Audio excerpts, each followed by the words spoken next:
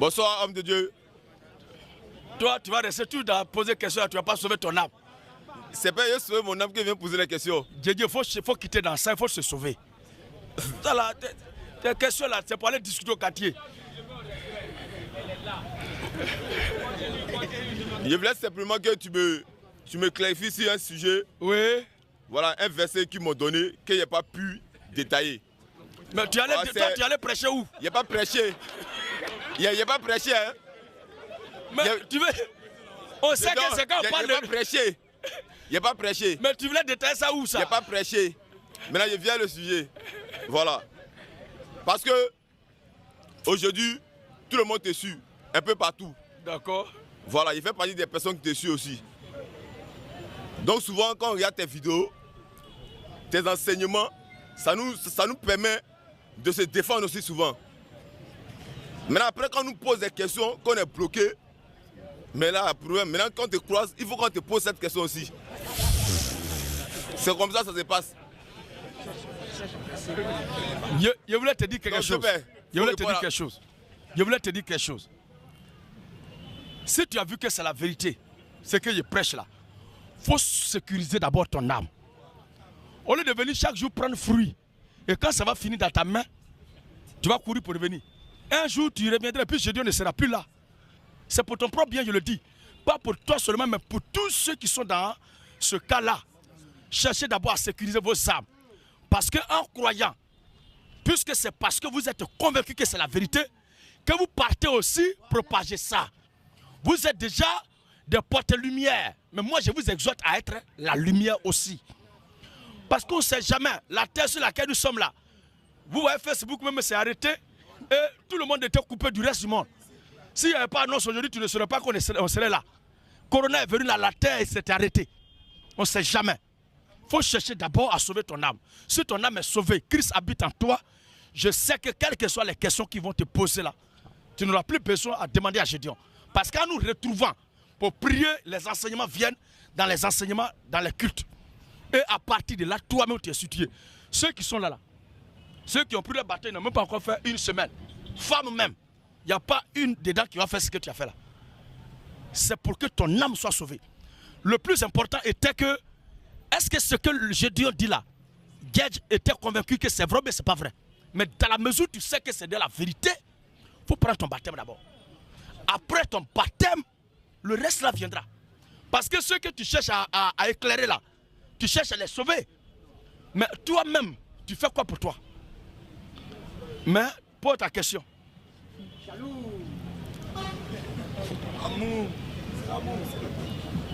Luc 6, verset 12. Quoi? Luc 6, verset 12.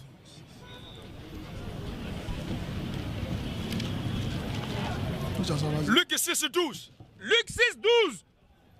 En ce temps-là, Jésus se rendit sur la montagne pour prier. Et il passa toute la nuit à prier Dieu. Amen. Voilà. Dans ce verset, on dit que Jésus passa toute la nuit à prier Dieu. Pourtant, Jésus est Dieu. Quel est ce Dieu qui priait?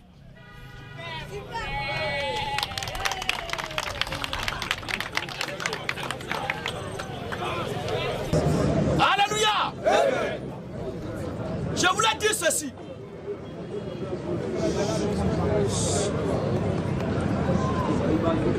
La question qui nous touche là, j'avais raison de lui demander lui-même de chercher à prendre son baptême. Parce que c'est le cœur même du christianisme qui est là. Et c'est un dossier avec lequel on ne s'amuse pas. Alors, quand il est question de la divinité du Seigneur Jésus-Christ, c'est le dossier avec lequel nous n'accepterons pas. Et personne d'ailleurs ne réussira à s'amuser devant nous. Mais avant d'en arriver, parlons toujours de l'église catholique romaine, qui est introduite parce qu'aujourd'hui, quand on parle des chrétiens, ce qui vient de la tête des gens directement pour eux, c'est l'église catholique romaine qui est la première église, et ce sont les croyants catholiques qui sont chrétiens. En réalité, l'église catholique romaine n'est pas une église du Seigneur Jésus-Christ.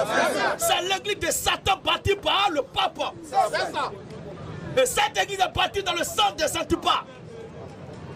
Cette église est bâtie dans le sang des chrétiens, des témoins du Seigneur Jésus-Christ. aujourd'hui, France 24 a publié un élément d'une enquête dirigée sur l'église catholique concernant les violences sexuelles, les crimes et violences sexuelles dans l'église catholique. France 24 a publié l'élément.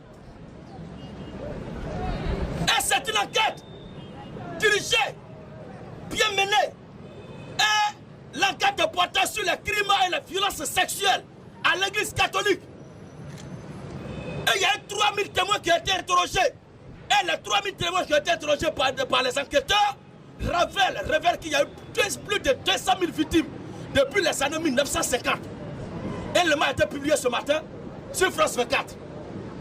Mais les gens, quand nous parlent que ceux-là ne sont pas des chrétiens, les gens nous attaquent, ils nous accusent. Maintenant, eux-mêmes, de leur propre bouche, c'est sorti. Les prêtres sont des violeurs. Et nous disons, à bas les violeurs. À bas les pédophiles. Femme qui est versée, la bonne chair qui est versée partout là.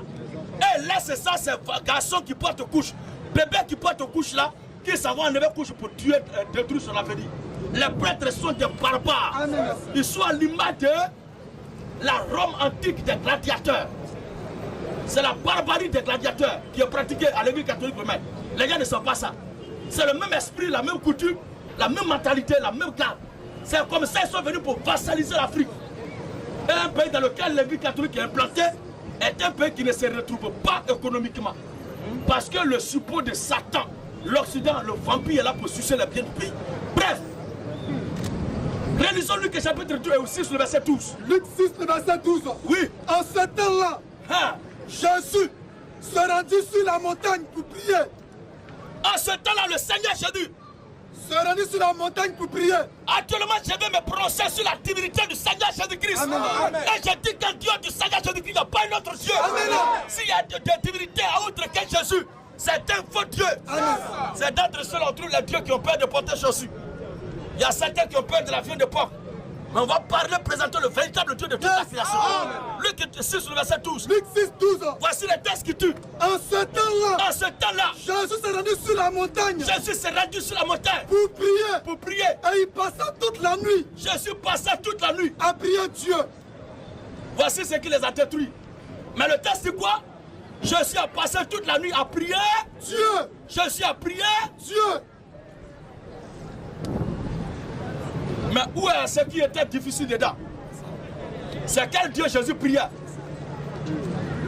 Voyez très bien. Vous ne trouverez pas un passage de la Bible où il a dit que Jésus-Christ a prié Dieu. C'est ça.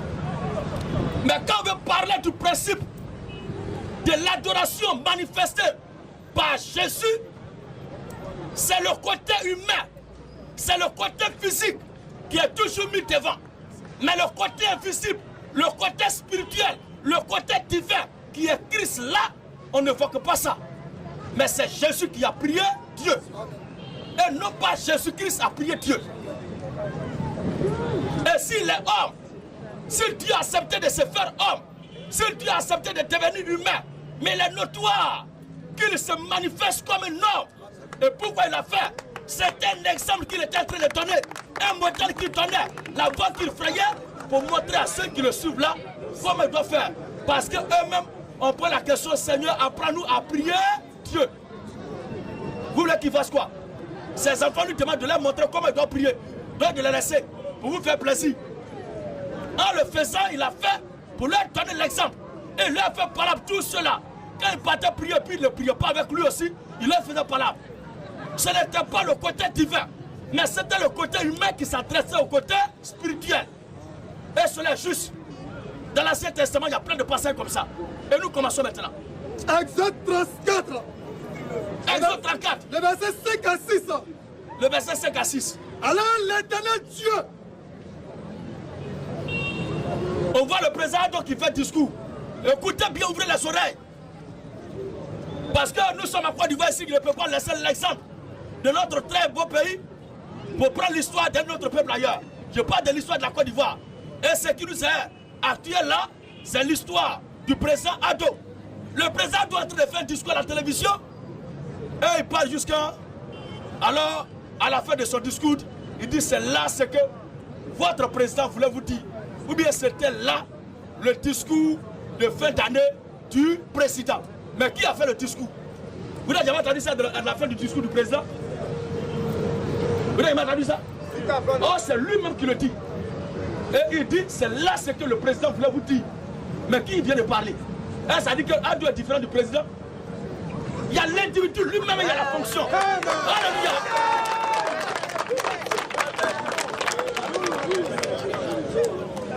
Il y a l'individu lui-même et il y a la fonction. Parce que Dieu là, c'est une appellation. S'il n'y a personne qui occupe ça là, c'est une coquille vide. Dieu veut dire sujet d'adoration. Dieu veut dire sujet d'adoration. Dieu n'est pas un être, mais c'est un titre que porte un être. C'est ce qui est adoré qui est Dieu. Où nous sommes, la source se met à genoux pour t'adorer, tout à l'heure tu deviens Dieu. Il y a les gens qui adorent Boitaillé, c'est là Dieu qui est là. D'autres adorent Marigot, c'est là Dieu. Il y a certains qui cherchent Dieu dans le sous-sol. C'est là-bas, c'est tout là Dieu, c'est leur problème, c'est pour mettre leur front à terre. Pour fouiller en bas là-bas. Ça n'engage que eux. Nous les chrétiens, quand nous prions, on prend toutes les positions qu'on veut. Parce que notre Dieu est partout à la fois. Alléluia. Alors, l'Éternel descendu dans une nuée. L'Éternel descendu dans une nuée. Et c'était là auprès de lui. L'Éternel c'était là auprès de Moïse. Et l'Éternel proclama le nom de l'Éternel. Ce sont les récits publics. On sait très bien que les héros, les guerriers là, ils aiment eux-mêmes se vanter. On voit les gens qui se chantent comme s'ils parlaient de quelqu'un d'autre. Mais eux-mêmes ils parlent de leur propre prouesse. Ils se vantent. L'auto-exaltation. Ce n'est pas pour la première fois que cela a eu lieu de la Bible. L'Éternel s'était auprès de Moïse. L'Éternel proclama le nom de l'Éternel. Mais l'Éternel proclama le nom de quel Éternel? L'Éternel proclama le nom de l'Éternel. Et l'Éternel passa devant lui. L'Éternel passa devant lui. Et l'Éternel s'écria. L'Éternel s'écria. L'Éternel. L'Éternel s'écria. L'Éternel. Dieu miséricordieux. Il s'adresse à qui? Question.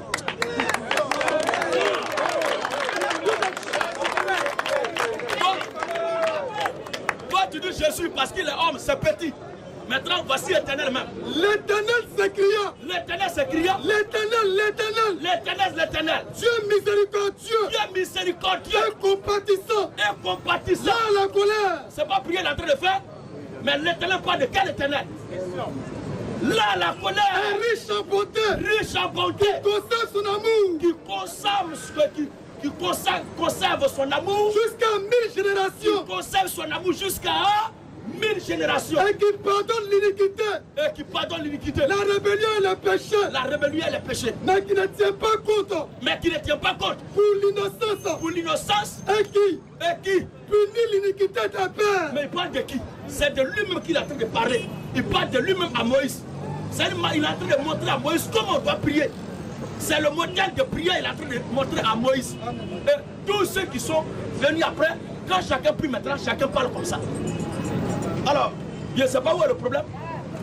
Ou bien pour toi, le fait que Jésus a prié Dieu, ça veut dire qu'il n'est pas Dieu. Mais le Dieu que Jésus priait là, c'est quel Dieu?